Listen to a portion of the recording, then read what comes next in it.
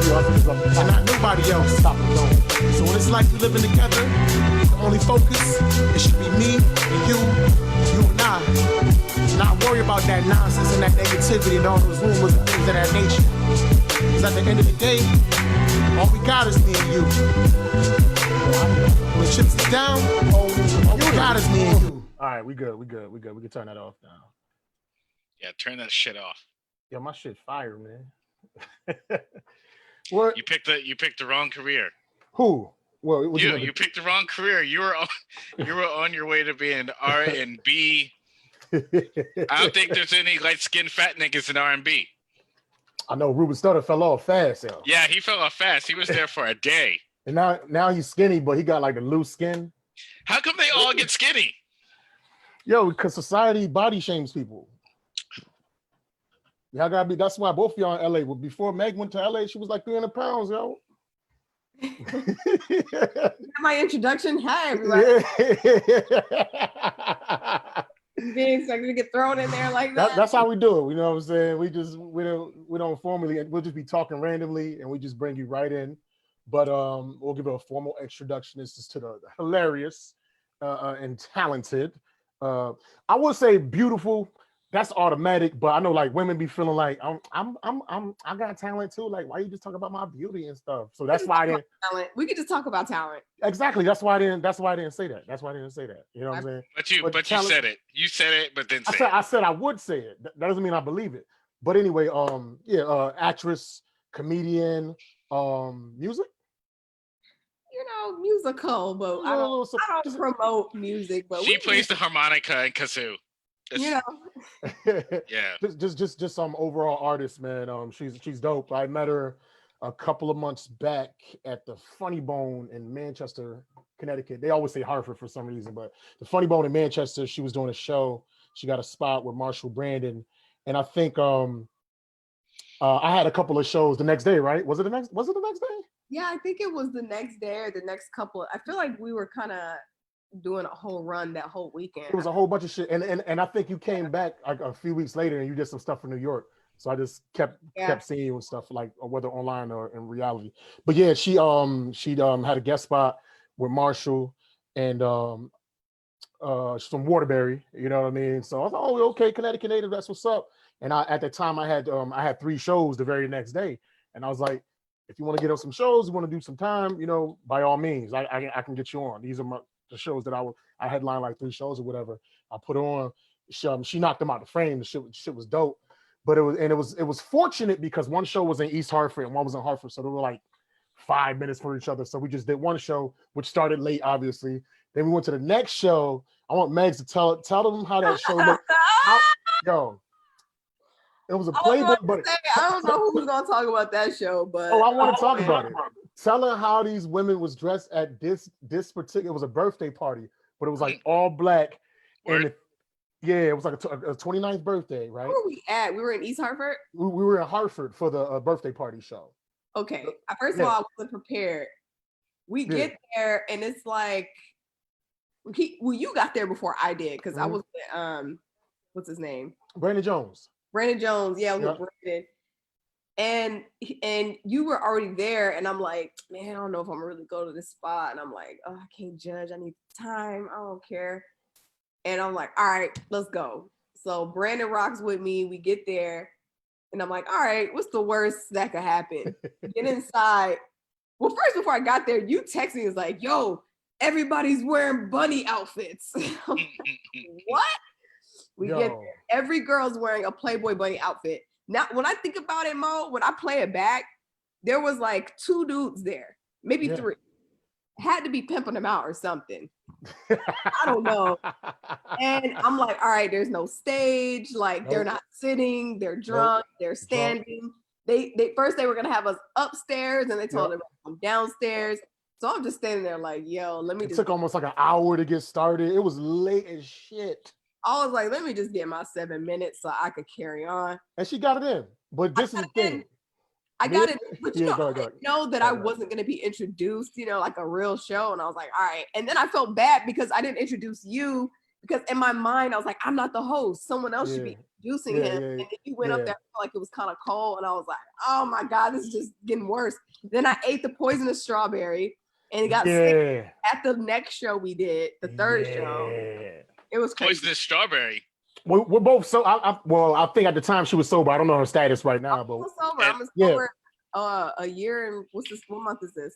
It's 5. It's May. Yeah. A year and 4 months sober. Yeah, I'll be a year next month. But we both were sober, and they had these like Hennessy. No, they had Hennessy bottles or something with a chocolate strawberries. Strawberry on top of it. Yeah. And she doing her comedy thing, right? And some girl just walked over as she's doing her set, hands her the strawberry, and she's like, whatever, just. And she's like, I think this had liquor in it, but I don't know. But she powered through her set. So they were telling me, oh no, it doesn't have alcohol in it. Yeah, they did say that. Vial, and they took the vial. I was like, no, there's no alcohol. And I was like, and then and I'm holding the strawberry. And then afterwards, I was like, I ate 2 bites, and I was like, this does taste kind of funny, but it could be chocolate. Bro, by the time we got to the third show, I was like, there was alcohol in it. There was alcohol in it. If you ain't drinking, I got a whole new bit set. Got it, the Michael Jackson. Have you been doing that bit, the Michael Jackson bit? That shit is funny. Do you know Marshall Brandon? Me and Marshall Brandon have talked about that bit for a while, and I've gone in and out of it, but it had not hit the same like that night. I think because it was so fresh. Yeah, so it's one of those bits where I have to really kind of reassess the angle of it, but I've worked it out a couple times, but it's not a polished set yet.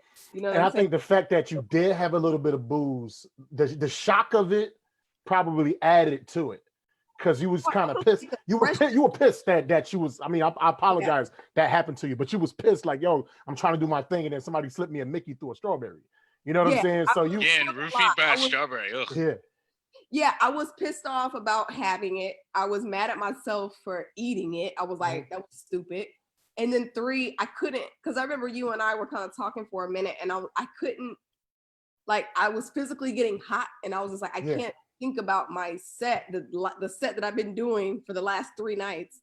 I can't even think about it right now. I've got to talk about this poison strawberry. You crushed it though. Out of it. No, it was awesome. I thought it was dope. So yeah, we did the Playboy Bunny show, and then we went back to East Hartford and crushed it. But I mean, it was just so visceral, the Playboy Bunny, because I'm talking about, and these wasn't ugly women. These was fine video. A lot of them was video model, thick type. It was. I was like, what the hell going on? They're not gonna listen to me. They was all drinking and drunk. Like, we were supposed to do it upstairs at first, and it took like 40-something minutes. I knew they weren't gonna listen to me, so that's why I was like, that's why I needed you for that. You know what I'm saying? I needed you to kind of take that blow a little bit. And then when we came downstairs, everybody was just standing up, wanting to party, like, yo, come on, man, when we gonna do the music? The fellas started coming in. Some of my high school buddies, I didn't have the greatest of set because nobody was.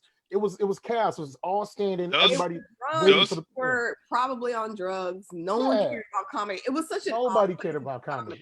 Those are some of the worst shows because everyone's there for something else. I know I've been booked to do like corporate Christmas shows and stuff a bunch of times.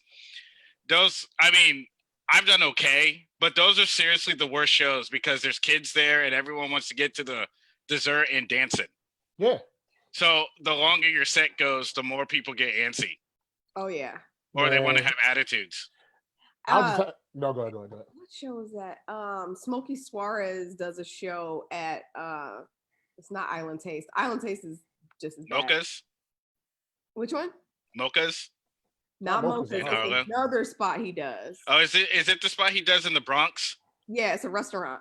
What is it called? It's called something's. I've done it a few times. I can't remember what it's called. Now I gotta look at my phone.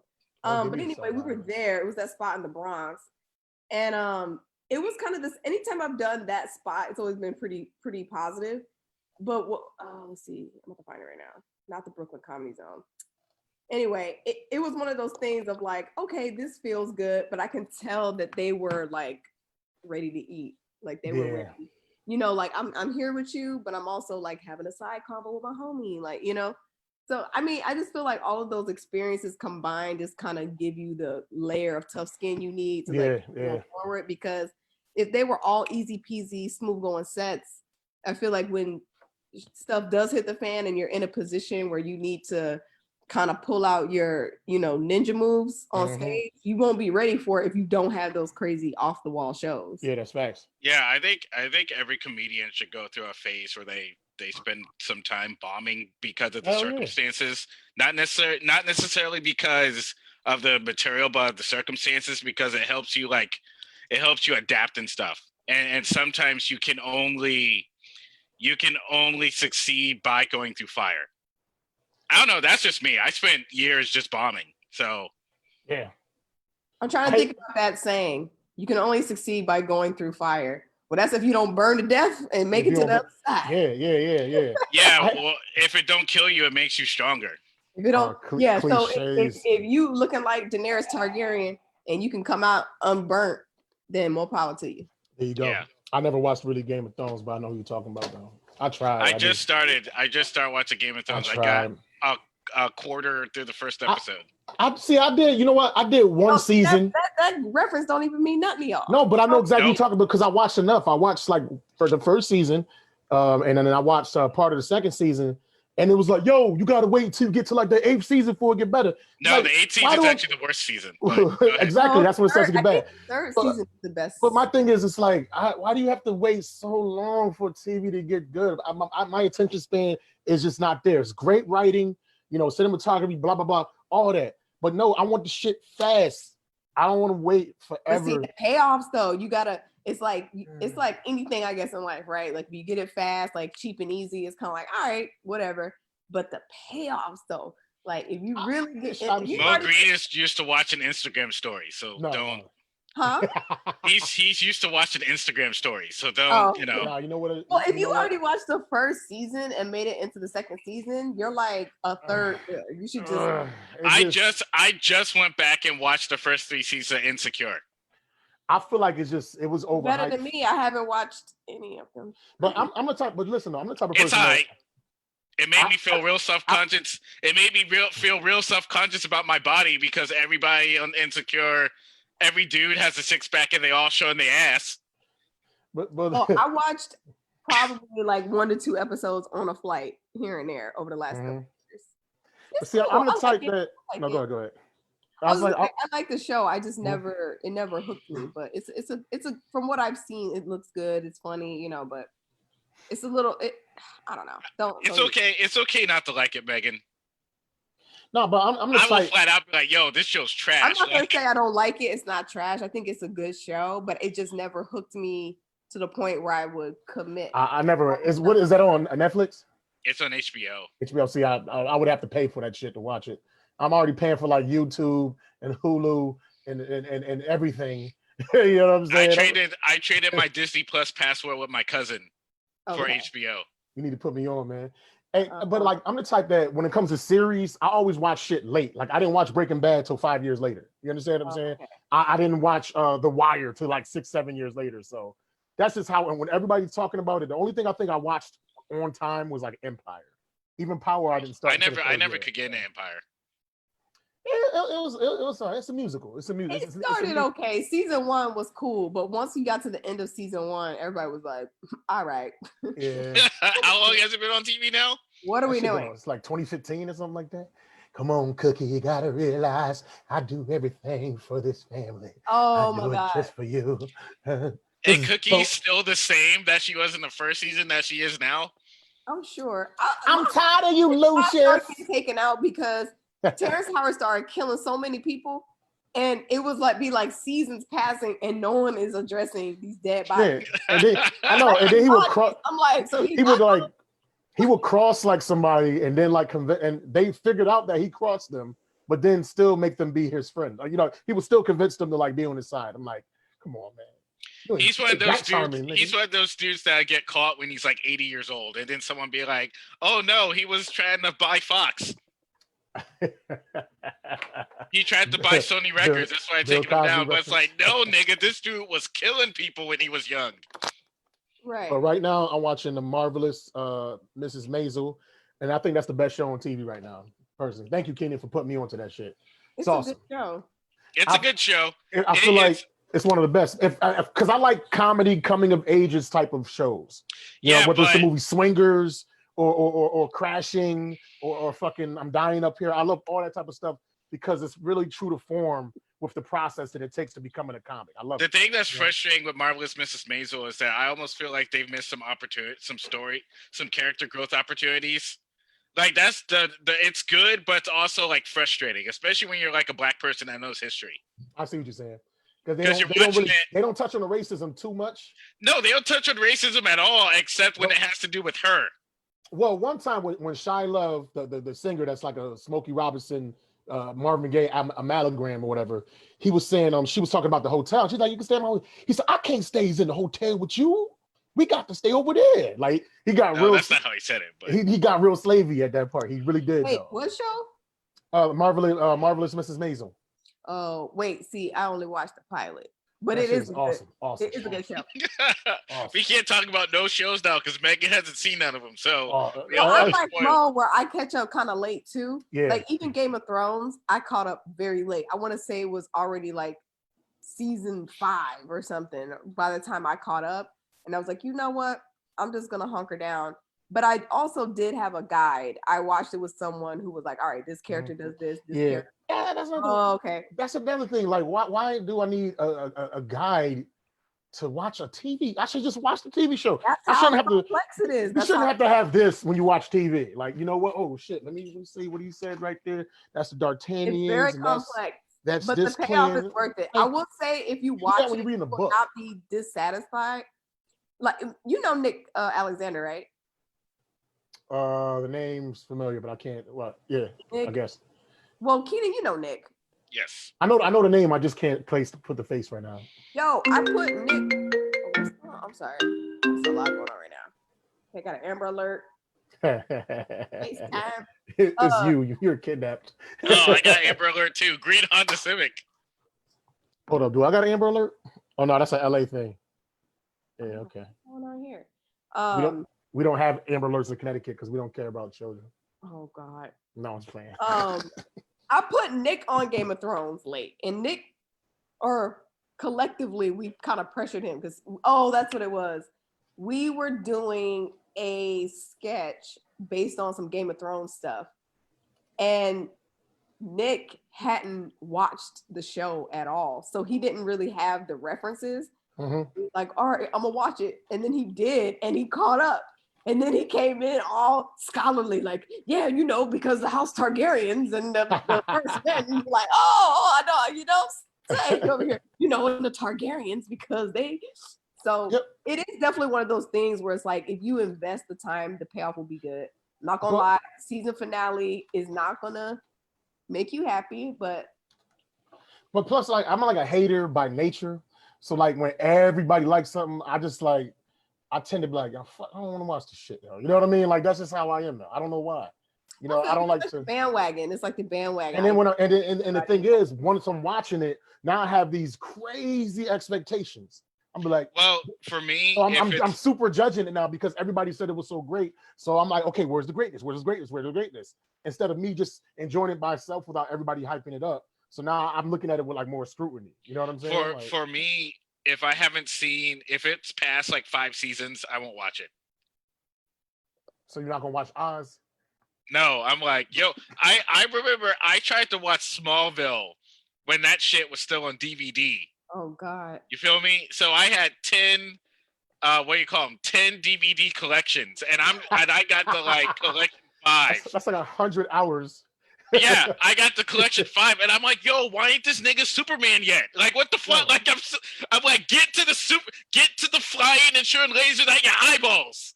I've been in this for 5 seasons already. You see no powers.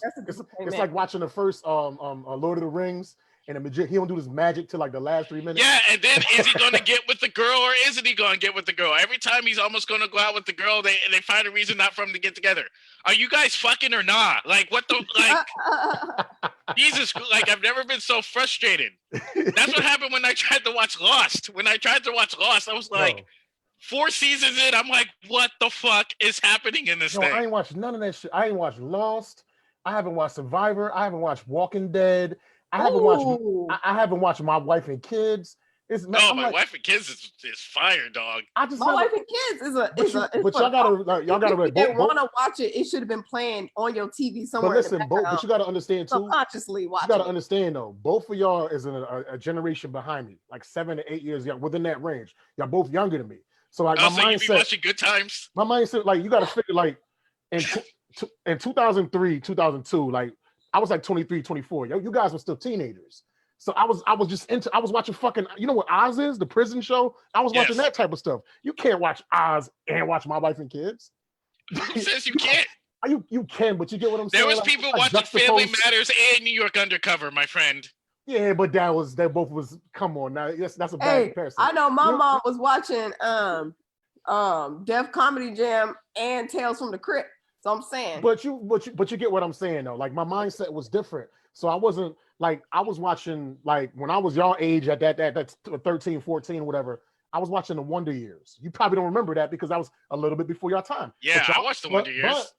But y'all was watching Boy Meets World though, because that was after Wonder Years. You know what I'm saying? Y'all was watching stuff. I remember seeing it on TV, but I never watched neither one of them shits. So like I watched the Family Mad. Well, I think all black people.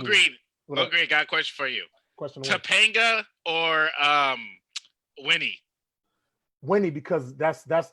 I'm gonna tell you why. Do you know who we're talking about, Megan? No, I'm gonna tell you why. I remember because Topanga was the best friend. Right? I'm gonna tell you why though. Listen. Topanga was the girlfriend on Boy Meets World. You asked me a question. Okay. Do you want to hear why? Yes. Because when Winnie was on, this was like 1989. I was 10 years old.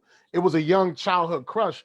By the time Topenga came out, I was 16, 17. Like my mind, it was just different. I was looking at different type of people. Like I have more of a connection with Winnie because it happened at a very, very young age when I was like 9 or 10.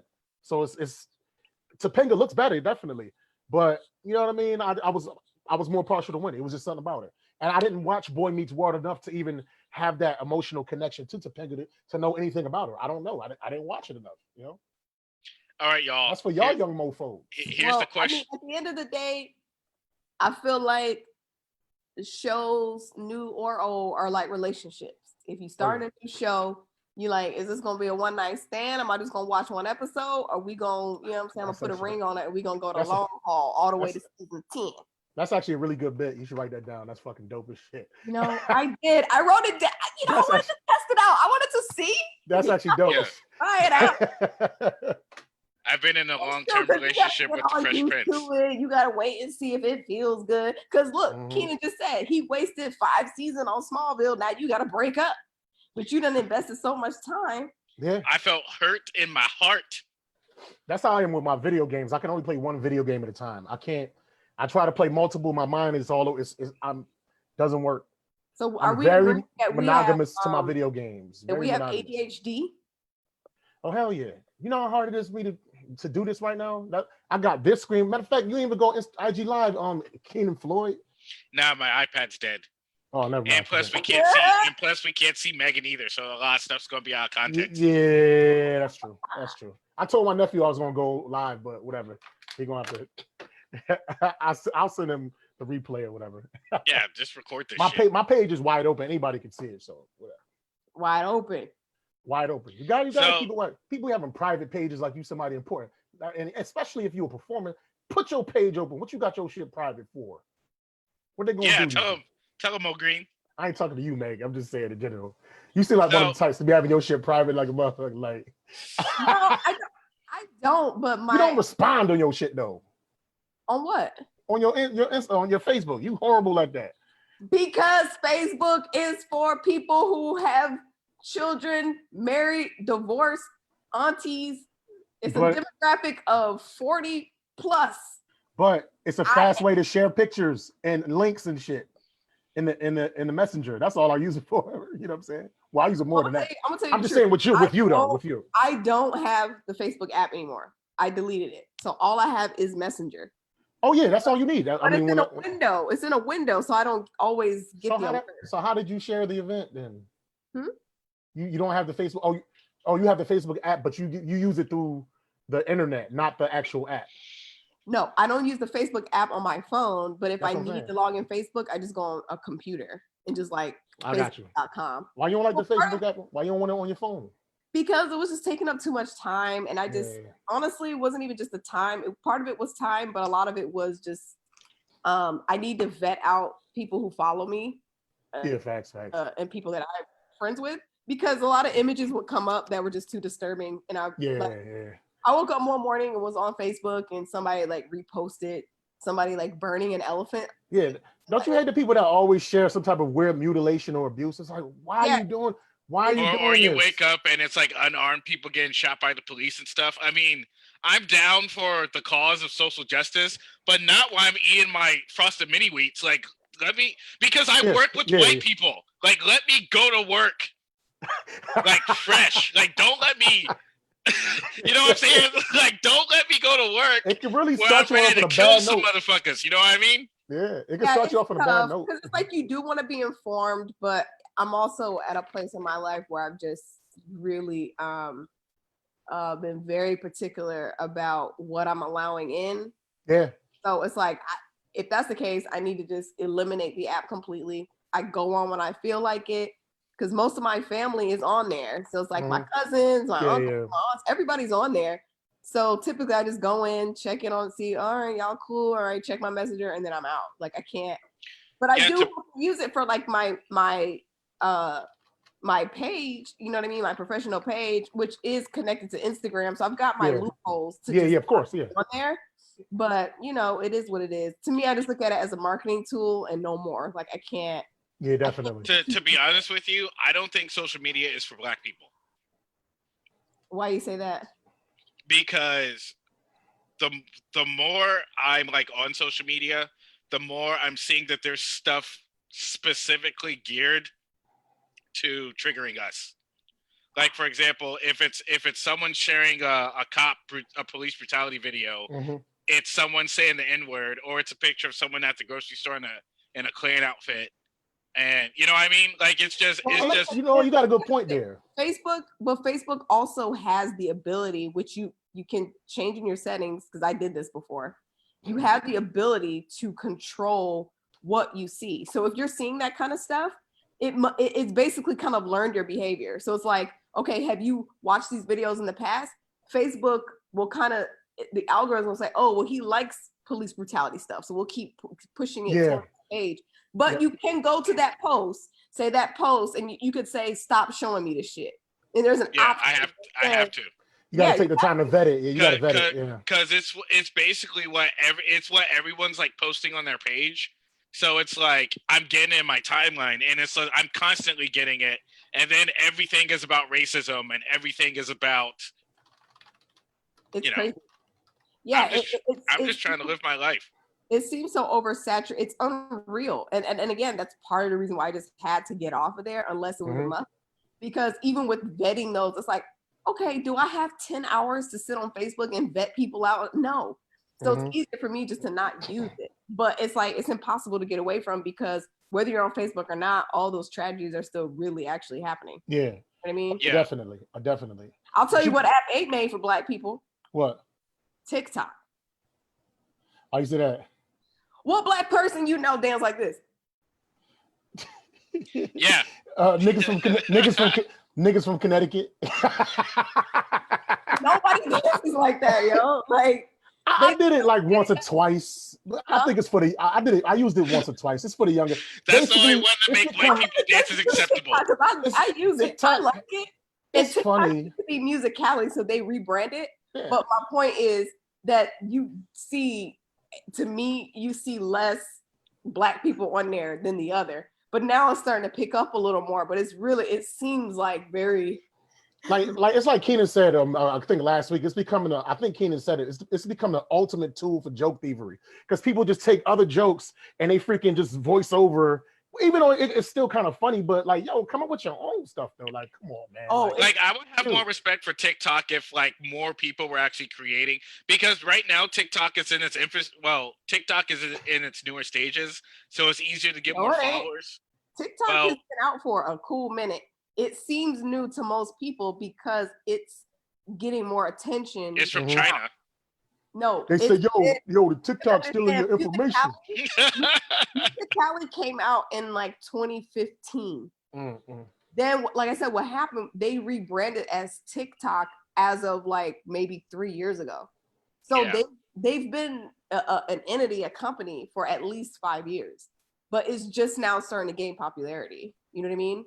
Well, I mean, it does take a while for apps to gain steam. And look, I'm happy for I have a friend that just made it to 100,000 on TikTok. So good for him. I'm happy for him. What about Vine? Did you guys use Vine when it was out?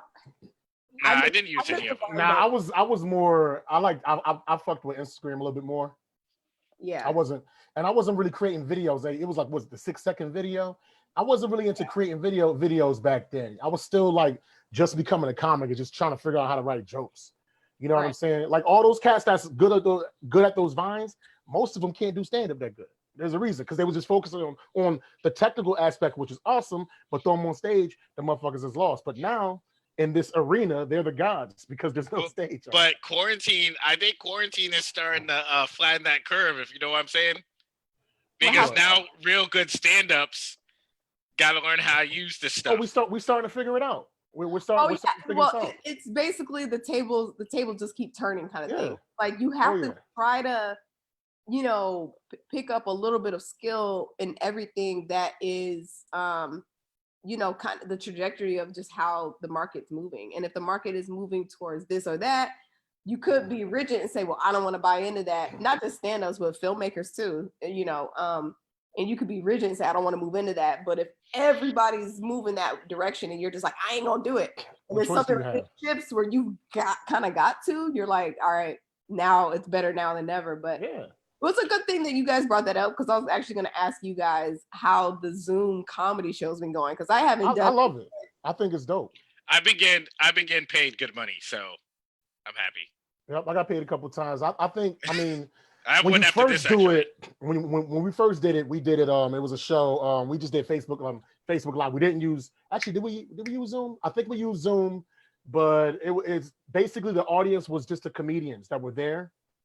But if you hear everybody's microphone and if you're talking, if you're saying some good jokes, if you hear some people laugh, that's straight. And even if you can't hear laughter, like an open mic. If you see, I did an open mic and I did 2 shows. But if you see thumbs up and laugh emojis, you just have to put it into your mind that okay, you don't have a crowd. You're like, that's when I ran them over. And then you see you gotta be creative, and you have to imagine. You have to imagine that aspect, and after a while, you get used to it. This isn't something that just a little bit of people are dealing with. We're all dealing with it, so you got to adapt. Old timers, I ain't gonna never do that comedy. You need the stage, blah blah blah. But sometimes things in life change. Everybody used to ride horses at one point. Then they started driving cars. I bet you when cars first came out, I need my horse. I can feed my horse, blah blah blah, this and that.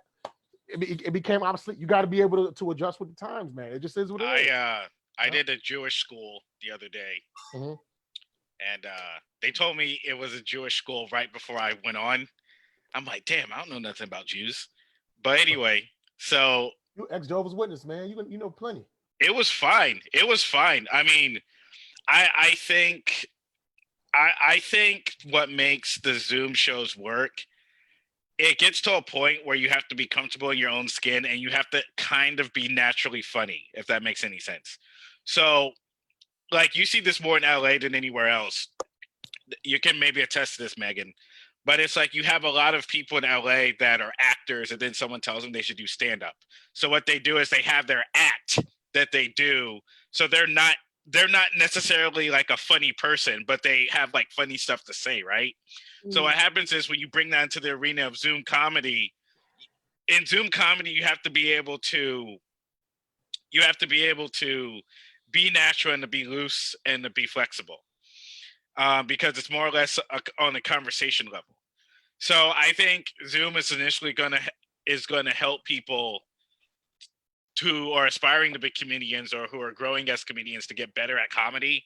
Because what I like about Zoom comedy is that you can also be kind of relaxed and loose. Like you can get to the funny versus having to get to the funny quickly. So let me ask you this: is someone giving you guys a light? Like, how does that work? Yeah. The last show I did, I just timed myself. You can time yourself. I know. And they'll send you a message that like you have like a minute left. What's his name? Ishmael Gaynor. I think he does a mic every Friday, and he'll just shine a light right on the screen. But you just like at the reading, it was like 25, 30 people in the room, and you just do your jokes, and everybody mutes their mics, and you just do your thing. Now, if No, I mics don't are like muted, it when people mute their mics. Their mics gotta be on when I'm doing stand up. yeah, but it's always because of all the like reverb and the like bouncing back. and it's always some dumbass frying bacon and doing some bullshit in the back. You just hear crinkling. Something is always crackling. You know what I'm saying? I've never been able to fry bacon at the comedy club. Like people, like if you use Zoom, like if you see the green box around your name, that's the sound is coming from your box. So it'll be like, oh, know what's going on. Nigga, show box, man.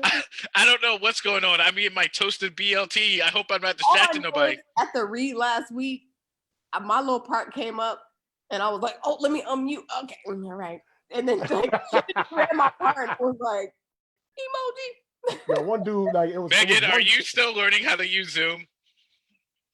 How can you tell? Is it that obvious? Look, man, just like we said, I don't want to learn nothing new with the bandwagon. Y'all, everyone want to be on Zoom. Well, I want to be on Instagram. Zoom is the only way we're trying to make money moves, Megs. We're trying to make money moves, and Zoom is leading us down the yellow brick road for now. Because Instagram, you can only share one person. I think there's another thing called Be Live or something like that. I was trying to figure out how to Zoom. Let me stop lying. I'm not saying I'm opposed to Zoom because my comedy team, we use it, Cornbread Kitchen. So we use it to do our shows or whatever. I just haven't taken the time. Let me just put it that. I haven't taken the time to get versed in it. I'm showing these people your credit. Megan, tell us about Cornbread Kitchen. Cornbread Kitchen is a comedy troupe that I started in the fall of 2017. We basically, my intention at first was that at UCB, I had just basically been working with mainly non-Black or brown people in my classes. And I was okay with that at first until I just didn't feel like I was being related to. I kind of felt like an outsider. Like I started a different group. It was not Cornbread Kitchen. I started a different group with classmates, improv class stuff, but they were all non-Black or brown.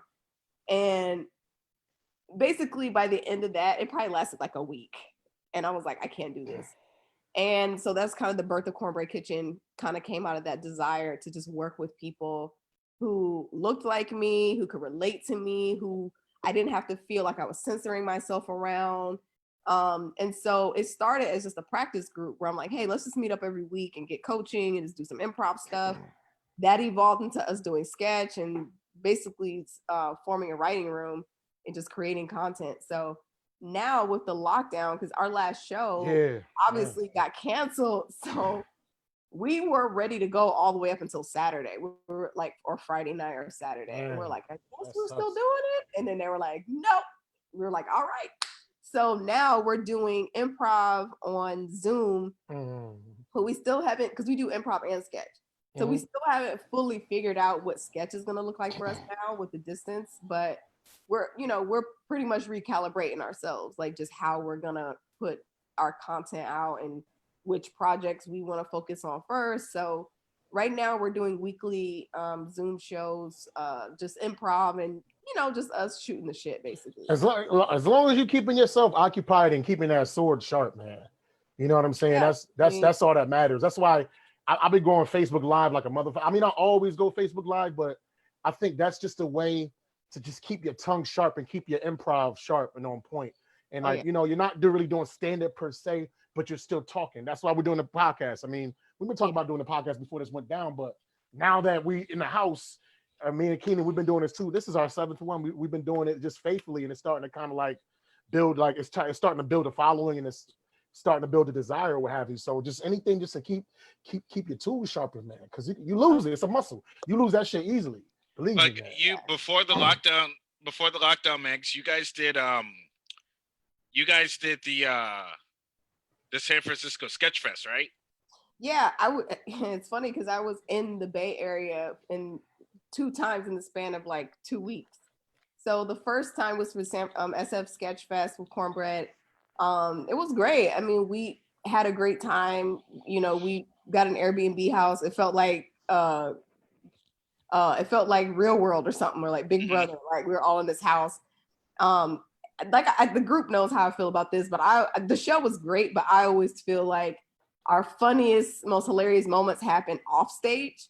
Mm-hmm. And I feel like that's where the camera should be. We need a reality show. We are a reality TV show. You know what I mean? Like, we're so different and so unique. And when we kind of mesh together, it's like this whole organism, you know? So, yeah. But by the time we got on stage, it's like, you're just kind of like, all right, and everything goes by so fast, and you're just trying to be on point and everything perfect, and you're looking for your prop, and you all right, and it's done. Okay, can we go get some food? I'm hungry. You know? That's kind of how every single show happens. So now it's just, you know, we're having to, again, you know, just adapt to not being in person. But obviously the energy is still there, the chemistry is still there, but it's, you know, we're just having to adjust and adapt. And then 2 weeks after that, I was back in the Bay for the Bay Area comedy competition. Oh, okay. So it was a fun experience. One of my teammates almost got robbed. Damn, where in the Bay? San Francisco. Oh, San Fran? Downtown San Francisco. Yeah. San Francisco's a weird area. My cousin lives in Redwood City. Oh, Ken, It's where do weird. you live? Are you in Connecticut or New York? Me? Uh-huh. I'm in Burbank. Okay. I'm over here like, are you on the East Coast? Oh, forget you. Okay, so you live out here. Keenan's worldwide, man. Nigga that I was bi-coastal up until this point, but lived in Dominican Republic, down Same. south, out west, everywhere, man. I'm struggling because I want to go home so badly, but it's not smart, huh? I say, no, you can. I'm just fucking around. I said, you can't. Lockdown. Yeah, I just Can't get in planes. You're not allowed to listen. You're not allowed to get in planes. We're not letting anybody fly out. We're not doing that. No, it's not happening. Sorry. It's ridiculous. Well, Dr. Fauci said it's okay. He's driving to VA. He's out here and he's driving to VA in a couple of days, and I'm like, Who's that? all right. One of my friends is driving to VA. I know. Oh, question though, like, you know what I mean? I know Keenan got a day job. You know, he's taking care of himself. Me, I had a day job. I'm a chauffeur, but nobody's traveling, so I do Instacart. And then they're pirating Instacart. They have some type of special bot that sucks out all the good deliveries and like sells them to like other whatever. So I'm doing that. Like, what are you doing to hold yourself down? Because I know we ain't working the way we normally work.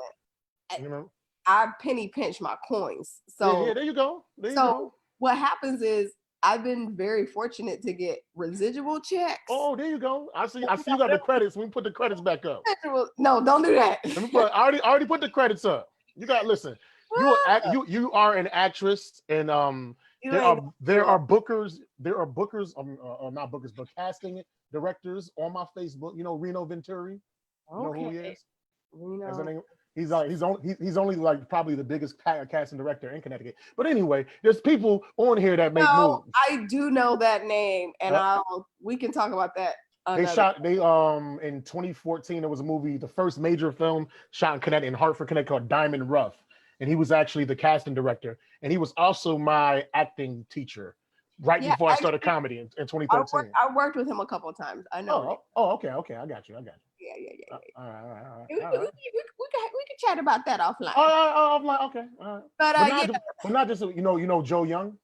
No, that's another one. Well, it's a few people though. So listen. Hello? This is your time.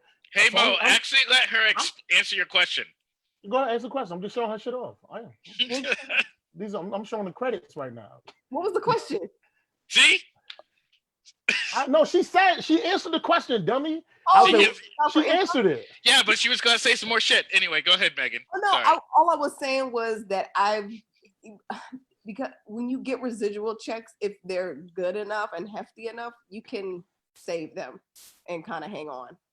So I'm just in a position right now where it's all right, I ain't hurting, but I also am not splurging.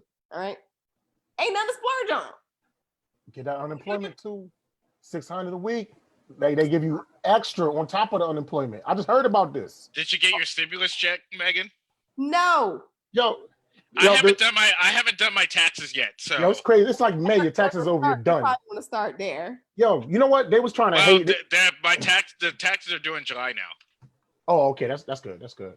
You know how they were saying in Canada, they're giving them like $2,400 a month for however long. And look, Donald Trump only gave us $1,200, but no, we get $1,200 Plus, we get $600 extra a week on top of whatever unemployment that we're getting. I didn't know this, but this shit is true.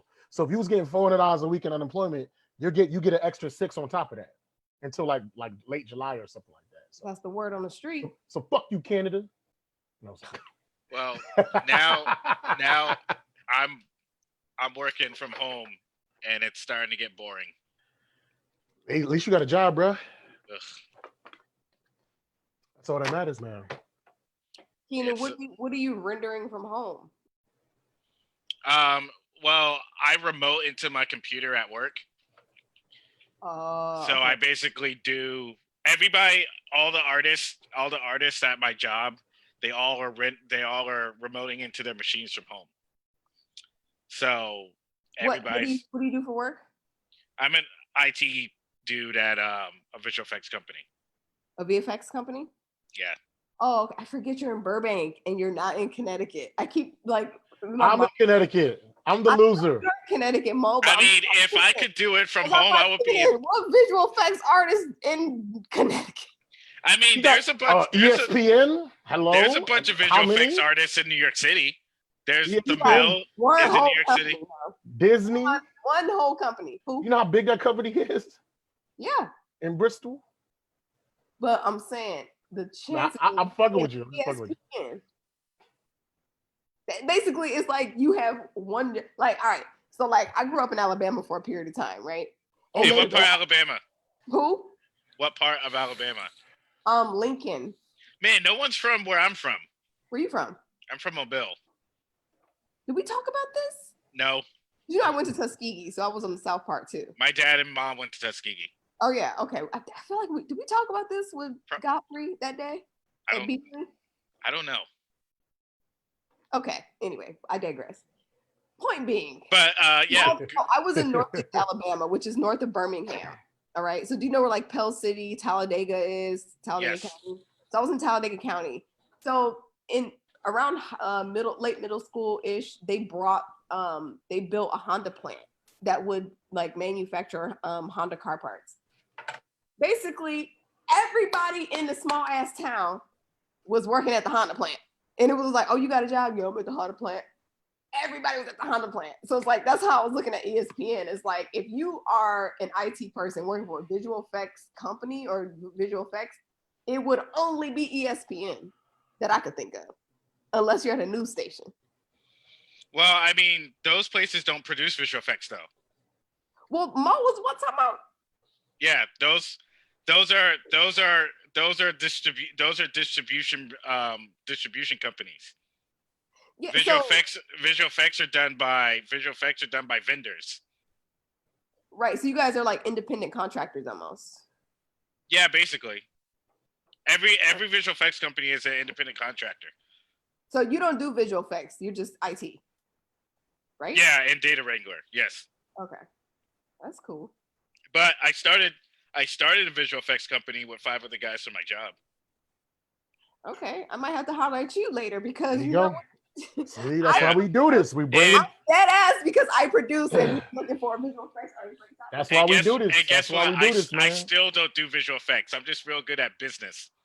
No, but if you know some visual effects artists, I would love somebody that knows somebody. You know what I'm saying? That's all that matters. Let me see their portfolio. I mean, I can send you my company's website. With the message, gonna have the 5 hand claps. Let me see that portfolio. That 5 hand clap emoji. Well, to be fair, my company does pre-viz and post-viz, which means they do the they take the scripts and they do the mock-ups before they shoot, and then they shoot it, and then when they're done shooting, before it goes to the vendor, they do like the mock-up visual effects before they send it to ILM to do the finals. We ain't do that, but we do have a slate. I don't know what. All right, we getting all film. Okay, no. You're alienating the whole. No, hold on. Hijack the podcast. About. Let me share my screen because I feel like I need to educate a little bit. I want to talk about some things though. We didn't talk about ourselves enough. I can take 2 seconds to educate. Yeah, go ahead. No, go ahead. Is that gonna take? Do your thing. Like Hey man, not on No, my. because I know he don't got that much time. I mean, I can still go if he leaves and you want to stay. We can still talk for a little while longer. Like 15 minutes. That's what I'm saying. So I don't want to feel pressed and rushed. If he has to, he'll have to go. But if I still wanted some things to talk about. Well, it's still loading, so you got some time. I'll stop you when. But it's like so much shit that have happened in the past. Just it's some shit that happened earlier today. I'm like, I was thinking about talking about some other things. Did y'all hear about the Boosie, Lil Boosie? What happened with him? What? He was saying, we tried to do his impression. Like, listen, man, when my son was 12, 13 years old, you know, it was time to be with a woman, man. Man, I paid for one of them girls to fuck him. And I'm talking about a grown woman, not no young girl, a grown woman. I paid for. Oh, he had a woman have sex with his 12-year-old son. So they're saying that, they're calling him a hypocrite because he's like, how dare you question D Wade with how Dwayne Wade raises his son as far as embracing homosexuality and possibly having him get the sex change. But here you are hiring grown women to have sex with your 13-year-old son and his cousins. You know what I'm saying? So that was just like fresh off the press. I'm like, Jesus Christ, man. I mean, there are some people in South American countries that have sex with donkeys before they have sex with women. You can't put nothing past anybody. I don't think it's not. I'm not saying it's right or wrong. I'm not condoning it. I do think that's a little extra. I don't know if he needs to have sex at 12. Like, is it a pressing issue? Are we on a time clock here? I don't think it's that deep, but I do know that there's so many cases of men who feel like they need their sons to kind of mature in a way before they're actually mature, because they just kind of want to beat it into them. Like, you ain't gonna be like this. You gotta be like this. You know, it happens in the hood, especially in the hood. It happens. We're always like, sexuality is pushed on us. Our fathers and they don't want the boys to be gay, and they want to like throw. I mean, obviously, you're not gonna coerce. I mean, it probably happened, but you're not gonna coerce a girl to sleep with your son. But a woman, you could pay her the money. So I get it, but that's I'm more upset at the girl who did it. Because they want money. Come on, you like you said, going back to your donkey reference. But there's women that did worse shit. I agree. For less money. You know? I mean, but you could. Here's my thing. I don't take every job that's offered to me. I don't accept every role and every script. That's hilarious. But you can tell me. So Boosie Hart, he say, listen, man, listen. To have sex with a 12-year-old boy. He said, what's your name? Hey, you know what? Your name. I don't know if my conscience. I'll play it out. Like, say your agent, like, what if your agent hit you up? Be like, listen, works but kind of slow. Now, Boosie hit us up. It's an acting job, but you know, it might be some nudity, and it might be unstimulated copulation on screen. Pardon? But it's not recorded though. It's not recorded. No. You get that call, like, what are you really trying? First of all, my agents would never call me for no BS like that. It's a funny scenario though. Well, the thing is, if your agent or your reps are good at their jobs, they will actually ask you these things before they even tell you. So they know. I know. It's dog. You gotta admit, that makes for a funny skit though. That makes for what? Somebody. Wait, did we lose Keenan? No, Keenan. He said his computer froze, and he'll be back in a minute. Oh, so okay. yeah. So what I was saying with that, it is kind of hypocritical. It's like, my thing is this: in the hood, black men, they do stuff like that all the time. They hire women to have sex with their younger sons because they don't want to be gay, whatever. But not everything needs to be said publicly. You know what I mean? Like, just because you Boosie, you got millions or whatever. You know, you ain't Cardi B. Cardi B bragged about drugging dudes and beating them for their money and having transsexuals have sex with them. But a lot of times, famous women in certain situations get away with saying shit like that. But him as a guy, you got to watch out. You don't have to say everything that comes to your mind, you know, or you don't have to reveal every single thing that happened in your life. Whatever happened to the grave with certain things. I just don't understand why celebrities are voluntarily hanging themselves with this type of incriminating information. You did not have to tell anybody this stuff. You did not crazy. Feel or show these things, but they do. And I think sometimes they do it just for publicity and knowing that you just came off the wave of some other topic or some other thing that people were talking about. And then they do it and it's like, well, I am so sorry if I offended any of you.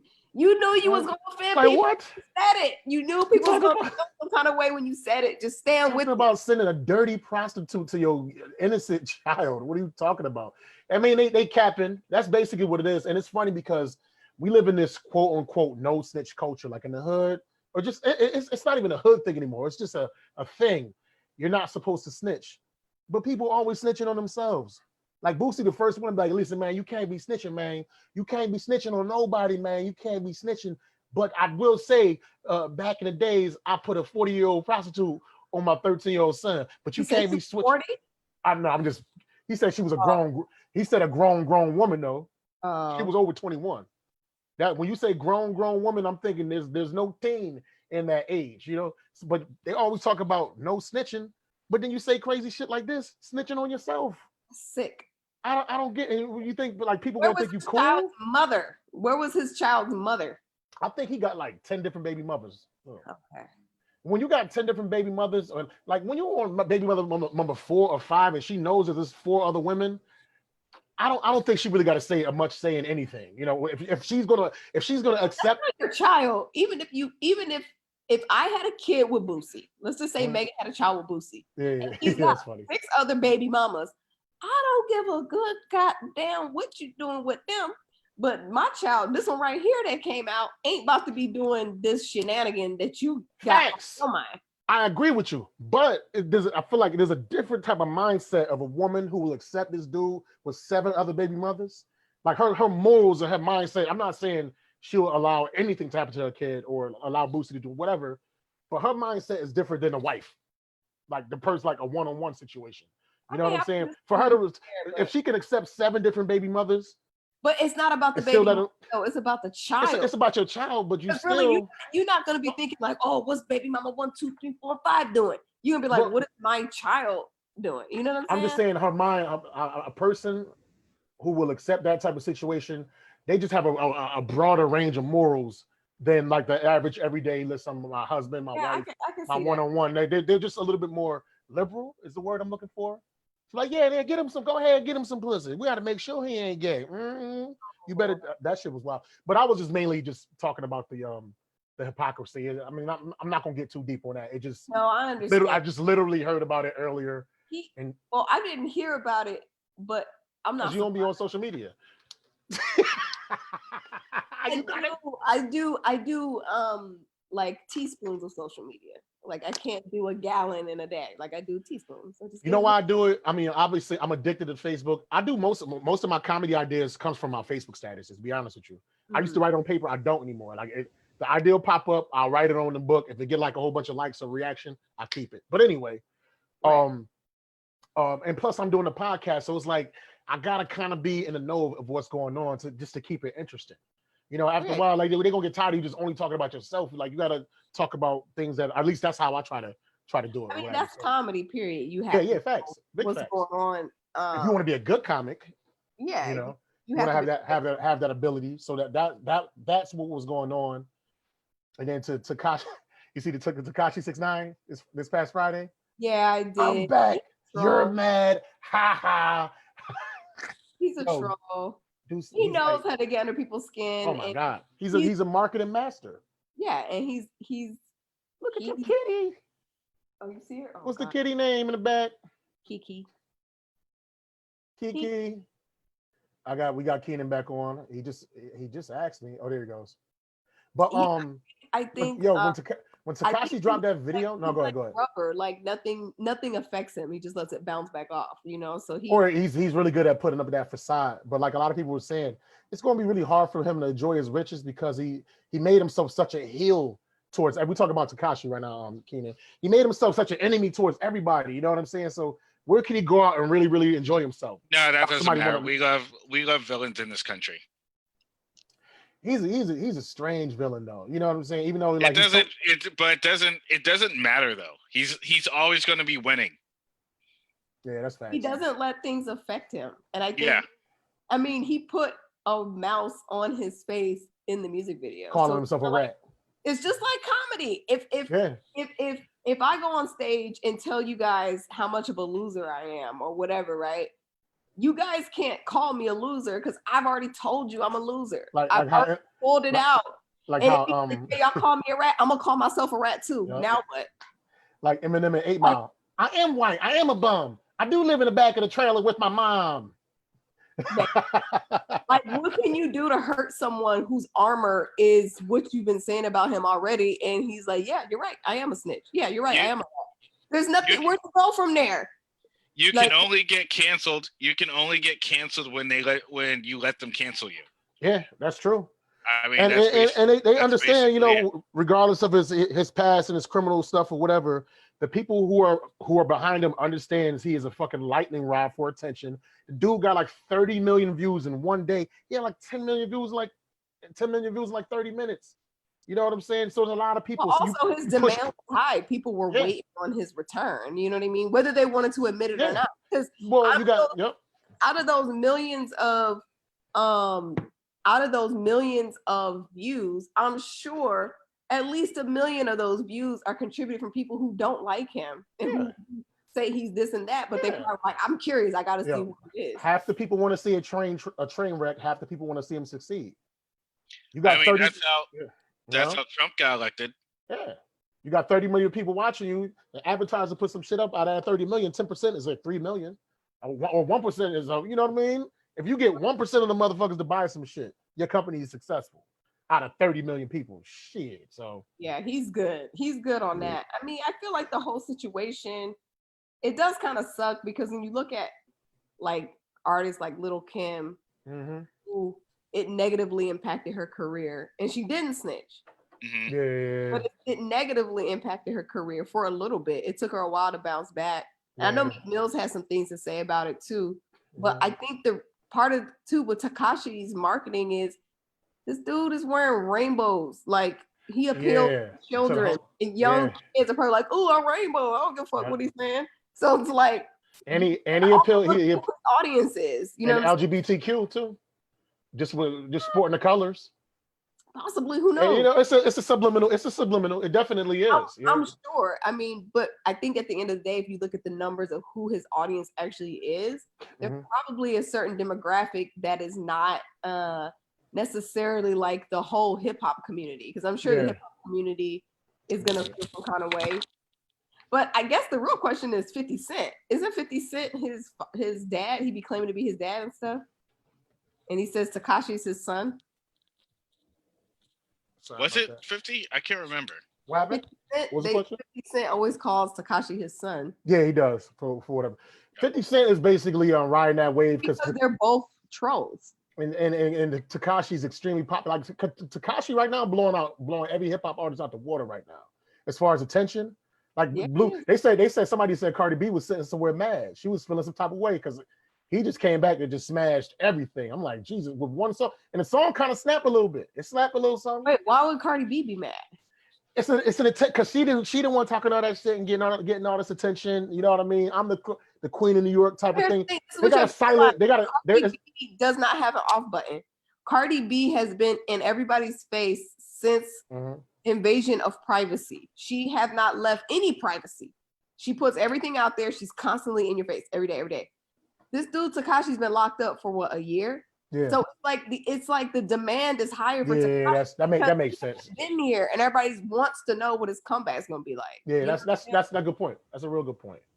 Yeah, but I think it's a matter of like we haven't seen this dude in a year. Let's see what he's talking about. Okay, he's still reckless. It's like, all right, it's easy to get headlines and have people watching you and looking in when you've been gone for a while. And they know you're going to be reckless. Yeah. You got to respect the hustle. I respect the hustle. I mean, whether people like his character or not, to be able to do what he does and get that type of attention, I think he's allegedly going to be signing with Rock Nation. I mean, you can only, hey. I mean, it's business. It's money moves, man. Yeah, it's money moves all day. I'm not saying I'll be on the entourage, but if something happens, like, yo, kid, I want you to open up for me stupid, because you're real funny, right? I probably Is that Tekashi? I haven't really listened to stupid. Tekashi talk. Yo, I want to Hey, say are like, we cool with I got Tekashi it. saying the N-word? Yo, he grew up in. I don't. What could I do? Are we ever cool with anyone that's non-black saying the N-word? No. Latinos always been. Yeah, Latinos do it. Latinos been doing shit for fucking years. I'm so used to it. Yes, whether we like it or not. And you know, I think a lot of times. All right, black no folks, one better complain then, like, because he's gonna be saying it a lot now. I think a lot of black folks get oversensitive too with it, because we know for a fact there's different ways to use that shit. It's different than, yo, you motherfucking dirty nigger, or there's a difference between that and, yo, me and my niggas was chilling like whatever. You know what I mean? You can't just only look at what somebody says, but you have to look at the intent, how they said it. How did y'all feel when J-Lo said it, huh? How they grew up? Nah, that didn't bother me. But Michael Richards said, when Michael Richards was like, you are a nigga, that's different. Well, when Michael Richards blew up, he said that they used to hang the N-words back in the day. That's what he used to say. Yeah, that's kind of funny. Hey guys, I gotta leave. It was nice talking to you, Meg. We'll catch up. I'll talk to you soon. Peace, Mr. Right. Floyd. See ya, Mo. Peace. What the hell? But I'm gonna have to go soon too. Yeah, that's fine. I have to go to FedEx before they send a package. No, that's fine. We covered a lot. But as far as like, I'm using an N-word, it doesn't. Like I said, it's how you say it. I'm not the person. I figure a lot of like black folks show fake outrage, and we get like easily triggered over like small things. You don't really care about it, but the media tells you to care about it, and the media tells you to be upset about it. So I'm mad. He said this. I'm like, you use that shit every day. You listen to music like that all the time. You know, there's different ways to say it. Even black people. If a black person could call another black person the N-word, and if he says it the wrong way, he'll get in a fight. You dig what I'm saying? Yeah. So it's like it's kind of like, I don't know. It's definitely a deep conversation that's like a can of worms that I don't even know if we have the time to unpack right now. But no, yeah, I know. Yeah, you know, this those things where I feel like just as with, it's like the psychological pain that's associated with that word just goes so deep. Because I know a lot of people who don't use that word, and to be honest, I didn't use that word all my life. Like there was a point in time where I did start eventually saying it, but it was like the people, my friends, the company I was keeping, it like naturally was like, okay, this is part of my lingo now. But it wasn't always part of my lingo. Right. I think that, you know, for the Black community, when we hear other people using it or saying it, I think it's kind of like, not saying that that's all we've got, because it's not, but it's like, it's a piece of, it's so painful. It's like, we have now incorporated the rights to use this, and it's off limits for y'all because it belongs to us. Y'all used it to tear us down. Now we're kind of taking the power back. Just like in comedy, you can't call me the N-word if I call myself the N-word. So it might be some psychological stuff behind it. And I think in a way, it's like the culture have embraced it, you know, N-I-G-G-A, not E-R. It's like we've embraced it as a cultural thing. So it's kind of like, it feels like appropriation. It feels like you're trying to take the new definition that we've put on it and appropriate it, or use it incorrectly, or use it inappropriately, or use it to try to be mean or harmful to somebody. So I think it's just the thing of like, you know, obviously everyone's preferences are going to be different. I know I have talked to Black friends of mine who have been around non-Blacks who have said it and they weren't affected by it. I was in a writing room with a white man who said it in a script. But for some people, they're like, oh, but he's a writer. It's okay if he says he's a writer. He's reading context. It's context, man. It is context. It is triggering me personally. I'm just like, y'all don't need. Well, everybody's different. Like there's, I feel like there's no. Y'all don't need to say it. Y'all good. Y'all got so much other things y'all can say. Y'all done enough. You know, like you don't need to say it. That's my opinion. Will they say it? Of course. Hell yeah. They say it every day. They're probably saying it right now. They say it every day, but it's just like, and that's something you can't control. Like a lot of times, like if we get upset over things that we can't control, it's just a waste of energy. It might bother you or whatever, but you really got to look at things in context. If two white people talking to each other, thinking they Black or whatever, or thinking they from the hood, and they saying nigga whatever, That's them. That's the choice that they're going to make. Now, if you're using it towards me, that's different. Like one of my coworkers, he was saying some rap song, and he kept saying, my nigga, my nigga. He was an Albanian dude. And I felt uncomfortable because I knew he was mocking, like I could feel the difference. So I was like, yo, Andy, you know, I was like, yo, I said his name, whatever, but he's not on Facebook no more. But I was like, yo, you my homie, but yo, you gotta, like, when you saying it, like, I understand people using it, whatever, but you sounded kind of funny. He said, what? But they say it in the music all the time. I was like, yeah, but it's the way you saying it. You're not sounding right. I was like, you're Albanian. It's like, tell me a derogatory term for Albanian. And he said the word blitz, whatever the fuck it was. I said, if I called you that shit every day, how would you feel? He's like, oh, I see what you said. I was like, exactly, man. You know what I mean? Like, yeah, I mean, some of it is. So I checked them. I check people like if by their energy. You know, if I see the energy, like, nah, that shit is different, L. But if you're like, yo, chill, what up, my nigga? Like, what's going on? And some people just don't know any better because they're ignorant and need to be educated. And some people do know better and they do it anyways just to be facetious. But at the end of the day, like you said, you know, you can't control it. You cannot control it. It's going to happen. It'll continue to happen. But what we can control is how we react to it and how we deal with it. And, you know, it is probably a learning lesson for them, probably a learning lesson for us. But, you know, I mean, Louis C.K., you know, he said it on stage and there was a split between, that was a great joke. And then there was a split between, no, that was terrible. But my opinion was, it was a great joke. But then he added another one. I was like, he didn't need to say it. He said it again. He has this funny ass clip on Opie and Anthony with Patrice O'Neal. And Patrice was explaining where the word kike came from because it was like a kaiku, a circle, you know, so they would call them kikes. And then Louis C.K. hops in, he's like, you want to know where the word nigger came from? And like it was funny how he said it. Even Patrice was dying laughing. He's like, these two guys, they were just being a nigger, and so they called him a nigger. And that's where it came from. But like the way he said it, like you knew it was comedic, and of course it would rub a lot of black folk the wrong way. But the fact that Patrice was in the room, he started laughing immediately as soon as he got it out of his mouth. Was this before his allegation? Oh, this is way before that. This was like, I'll show you this. It's a quick clip. I'll show you. This was way before that. This is like 2010. Oh, he couldn't do no shit like that now. I mean, he could. But they going give him a. He's gonna come back stronger than ever. I heard he's back. Yo, his latest his latest special, it was fire.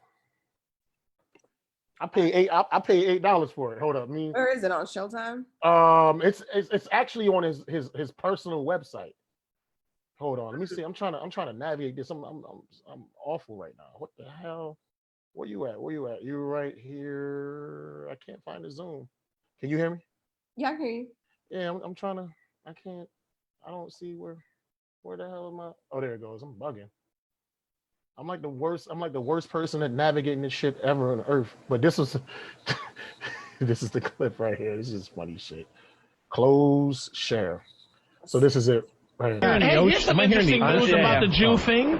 Hey, I do know where the term kike came from, by the way.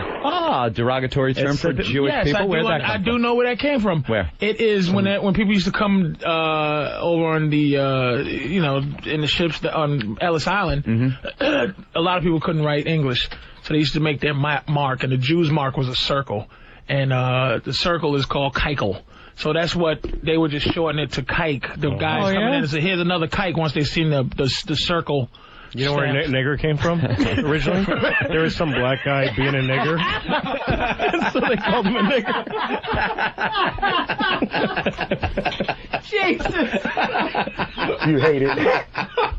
I think it's funny. He was being a real nigger, and somebody said, "What a nigger," and that's where it started. It just was nigger was a feeling. Yeah. He's just like this. Look at this. Yeah, it wasn't some wordplay. Just blurting out a sound, and it came out like that. Just the guy was being such a nigger. But that's the clip right there. I think that shit is funny. I don't know. Yeah, I don't know. I think I spoiled it for you too. I should have said it. I should have. Saying it, it does make you wonder, like, why is he so comfortable saying it? Well, he's part Mexican. He's also very bold, right?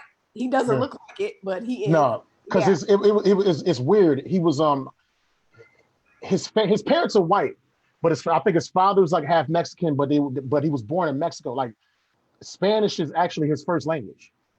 English is his second language. You know what I'm saying? So I think that's what gives him a little bit more comfortability. Is because he has different shit inside of him, or whatever. But I don't know. To each their own on that one. But oh no, I know. I was looking at your face. I was like, with great N-word comes great responsibility. Yeah, so, facts. You want to say it, be prepared to get knocked the fuck out. Be prepared to get it. Yeah. Like even me as a black man, I wouldn't use the word in front of certain people. Like I just know how they feel. You have to know your audience. You have to know there's certain words. Like I wouldn't use the B word. Room, you're gonna get knocked the fuck out. And that's just period. And some people will probably look at you and don't care. But again, if you don't know who you're dealing with and you're being reckless and think you can just talk to people like that, and it's not just black people using the N-word, any derogatory term, and you're using that comfortably, somebody might feel so uncomfortable they want to punch you in the face. And you gotta eat it. Just gotta eat it. You gotta eat that. Did you hear about the rap battle? Some white dude said the N-word and got punched in his face. I don't doubt it, man. I don't I know you gotta go soon. I'm gonna show you this. Deserved it. I'm sure it's freaking hilarious. Hold on, I'm gonna show you this shit real quick. I'm just now starting to like really understand how to use my On the mat, I leave everybody hanging over your shoulders still. I can old school bump them with the shoulder still or shoulder still. Box him up. You want the David Blaine or the Holyfield? Either way. Either way. What else? It's tragic at the end. David Blaine, Holyfield. So I got magic in these hands. And I ain't like these other battle rappers. They talk too much. Saying I can't use the N-word in this battle. My nigga, I just call it.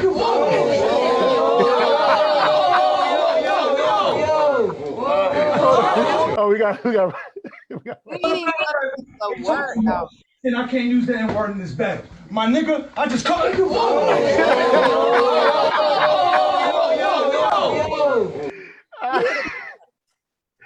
But you know what? That punch.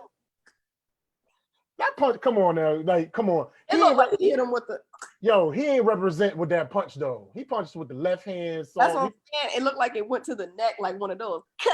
He gave him like the pterodactyl fist punch. He just gave him like it's style. Like, why you saying that? But that's what's going. But see, that don't make us look no good because he's like, damn. If I say nigga from these black people, I'm gonna get these soft punches. I take the soft punches, nigga. I'm taking all them punches. What? What's each day on. Anything? Have you haven't done a Zoom show yet, have you? Not the stand-up shows. No, I'm walking on timid water with it, but I'm sure I'll jump on one of them. Gotta try, or just try an open mic. I was thinking about doing an open mic. Then I thought about it. That's a commitment like a motherfucker. If you give everybody 5 minutes, you got 15 people in your room. You gonna have this, and you're the moderator of shit. You got to sit in front of your computer for 3 hours listening to all kinds of comedy. Unless you cap it off. You could cap it off, but like cap it off and just say the podcast. I could do this for 3 hours. We going back and forth. We talk about shit, but just waiting and just listening to them up. Like it was like even like during the read, that shit was a good script, but like just sitting there for like 3 hours. You kept your camera off. I think you was sleeping. You was like, I'm about to set my alarm. No, I was working. I was 40 on minutes. It, but I had my. He's like, because you know. Script. I was working. I was doing multitasking. What's the rule with scripts? Like a page a minute, right? One page is about 1 minute. About a page a minute. So he's like, all right, I'm on page 27, so I'm gonna take a 25-minute nap, a 20-minute nap real quick. Let me go to sleep real quick. That's why you woke up. And he was like, you're lying. He's like, huh? Oh, okay. Yeah, that's what yup. You were sleeping. Don't tell nobody. When these cameras go off, we don't know what be going on behind these cameras. And people taking whole job interviews in sweatpants. It's great. Facts. You see the shit I had an audition on Zoom last week. Did you see the shit with Keenan Ivory Wayans? Yeah, I did. He did it on purpose though. There's no way he did. There's no way that was an accident. Of course. His grandson. No. But why would you flash the whole 12th grade? Like, why would you do that? Of course. He got on a sport coat with no bottoms. You know how cold these seats be or uncomfortable? Jokester. You're gonna sit on a seat with no drawers on? Come on, man. It ain't itchy, it ain't cold or nothing like that. And you're gonna just stand up and just walk off. And why the hell you walking with your dick out around your grandson? But that's what grandfathers do though. Keenan Ivory Wayans, man. But he's a young looking 60, I think like 62. He looks good for his age. Great. that like he's not like an Archie Bunker fat like looking grandfather, so he could, you know what I mean, walk around and still be a sex symbol. Great for their age. You kidding me? All the Wayans. I don't think there's no fat Wayans. No. I can't think of one. I think they all shit. Well, they need to give me some of that. I need some of their genetics. I need some of the Sousa, whatever you got 4 last name. Your name, Yo, Meg, Sousa's, Ashley. You got. I got alias. My name ain't Maurice. That's my middle name. Quinn is my first name. Ashley's you know what I'm saying? What do you prefer to be called? I feel goofy as hell. Yo, Megs. Like I feel stupid calling you that. Say it came from a friend. Shout out Herm Shockley. Herman Shockley would call me that on campus, and he'd be like, "Yo, Megs was popping, son. Yo, Megs was good." And so it caught on. He just kept saying "Yo, Megs," and when I started my Twitter account in 2008, I was like, "Yo, Megs." Like, nah, it's dope. You know, and people say it. People call me Meg. People call me Megs. People call me Meggie. No, I like Yo Megs because it's like it's calling you like Yo Megs. I got to talk to you, but your name is Yo Megs too. You gonna change it legally on your license, like Yo Megs? Oh, I don't need to do all that. Like one name, like Seal. Like no, I have a company, Yo Megs Entertainment. That's enough. Like Jamie Foxx, you know his name, Eric Bishop. He sounds like no, I thought about that a while back. Like maybe my name's not cool enough. I should create an actor stage name, and I did kinda. I pretty much went back to our immigrant name, which was D'Souza, and so I was Megan D'Souza. Portuguese, right? Mm-hmm. You Cape Verdean? Huh? Are you Cape Verdean? Portuguese. I think I had this question. Well, Portuguese is African and Cape Verde. We've had the discussion. No, Cape Verdean is Portuguese. Mixed with African. A mix of Portuguese, but Portuguese are just from the Portugal. Yeah. And you got Brazil. You got Portuguese, and you got Cabo Verde. They all beautiful. Like this is light skin perspective. We only invite light skin people on the show. No, I'm just joking. You know what? I was wondering about that because I'm like, hey, it's just coincidence. And the brother, this Sunday gonna be dark skin. My boy Kareem Blue. He's a booker from Bethel, Connecticut. Shout out to Blue. He owns a boxing gym too, Blue Boy Boxing. But anyway, I just came up with the name off the cuff when we first did it. I was like, let's call it light skin perspective, whatever. Just being silly. But Keenan likes it though. You know what I'm saying? So he wanted to keep. I was gonna change it. With it. Yeah, rock with it. And we just call it the LSP, and it's kind of just like it kind of just caught on. You know what I'm saying? Keenan is a funny dude. He's a great writer. I told him, I'm like, yo, you should feel proud of yourself that you were able to bring that many people in that room with so many people of influence. I was, on a low, my mouth was closed, but I was fanboying out. I mean, it was a great. I'm an Ian Edwards fan. I think Holmes is a beast. I'm a Shang fan. You know what I'm saying? Yeah. Chris Spencer from Don't Be a Menace. It was just, I'm a big fan of Godfrey. It was just like a lot of big names that I fuck with. So it felt good to be there. And I just like the fact that even though I read as the cabbie, my shit got a real big laugh. Yeah. You know what I'm saying? Like, so it was dope. Are you gonna be in the next read? He just sent out some. I got the invitation. Is it Thursday? Yeah, this Thursday. Tomorrow? Yeah, tomorrow. Yeah, the 14th. I'm carry the one. Hold on. Tracy Ellis Ross. He made his way to my calendar. He's in my calendar, but I feel like I have something to do tomorrow. Anyway. It sure is I'm tomorrow. about to jump on this thing. Yeah. No. It was before they closed. Yep, it was fun. You know what I'm saying? We're gonna do this again. I'm still trying to figure out the podcast thing. Hopefully I asked you enough questions and I shared that you're an actress and a comedian, and if you want to book her. We got the Cashapp is in the Facebook comments. Hit us all up. Whatever I get, I split it 3 ways if I get something. You know what I'm saying? And yeah, that's pretty much it. I appreciate your time. I appreciate you. Just when I come to Los Angeles, just put me on to some shit. If you got I don't know why I'm talking like I'm handicapped right now. I'm like, I don't know. Like when I get in my shit, I just get real. I was gonna say retarded, but I ain't gonna say that. But I get real handicapped.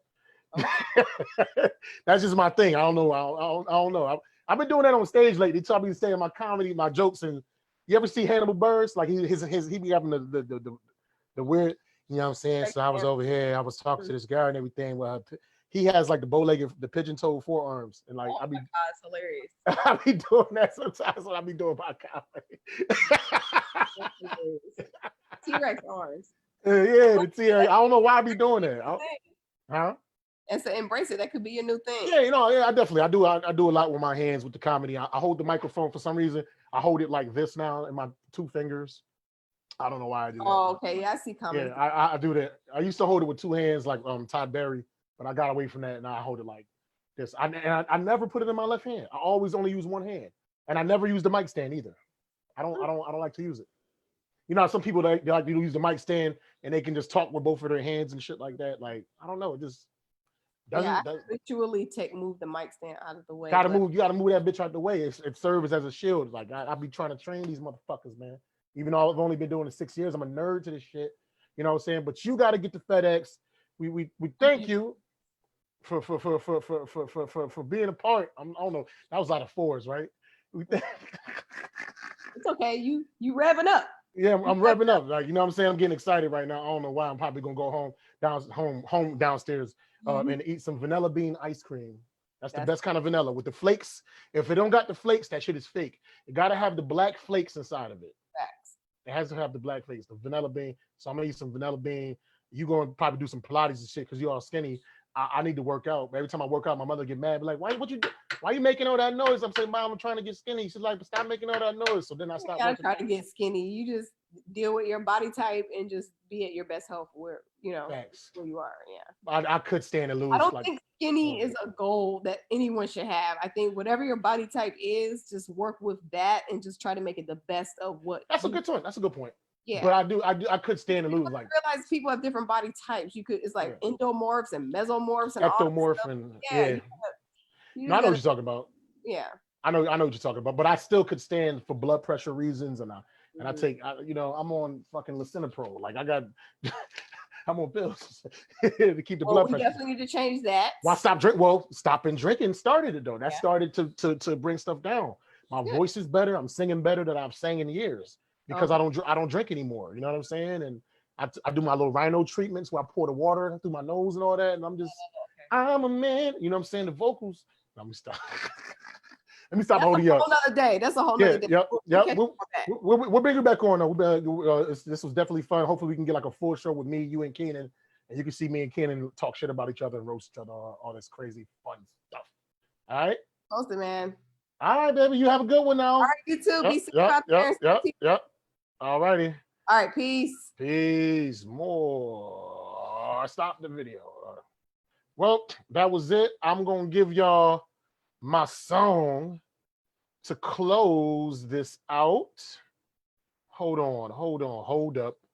Hey, we be picking up them ballers. We don't play. We don't. And I'm gonna close y'all with my song. Where the freak is it? Where we at? Oh man, I need to cue this up way better, man. I'm here we go. I'm horrible at this, man.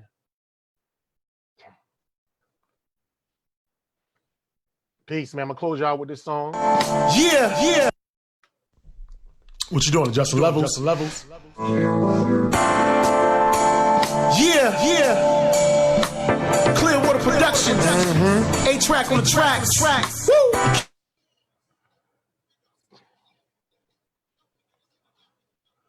Smoke Q. You know what I'm saying? ATL. Connecticut. Connected. Bring you something different for the old level. You know what I mean?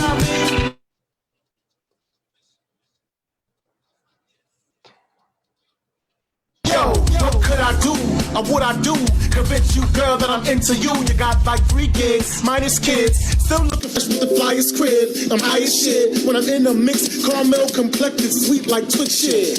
I might have to rewrite this. A million words couldn't describe this vibe she giving, but I'ma try to finish. Spit my words till my energy diminish. When she come around, I get chemically replenished. Keep me on point, she the remedy to spin it. Beginning to the ending, I'ma keep it real. Always real, never conceal. Whatever she desire, I'ma try to get it. If she committed, we gon' live it. How can I show you that I wanna hold you? To the end of the world I would go to, just to reach you, because you're worth it. All my love you deserve. How can I show you that I wanna hold you? To the end of the world I would go to you just to reach you, cause you're worth it. All my love you deserve. Babe, let's make a date. Be at your doorstep, 8:30. Wear the dress that caress your waist. Matching necklace, it has me breathless. City steam for some comedy. Spin to the rust for some poetry. Hip tie stain for the martinis. There's so much to do, my boo and the beat. Black guy style, we can buy the jazz. Drinks on me, don't bring no cash. You don't have to ask, you deserve. It's all for you.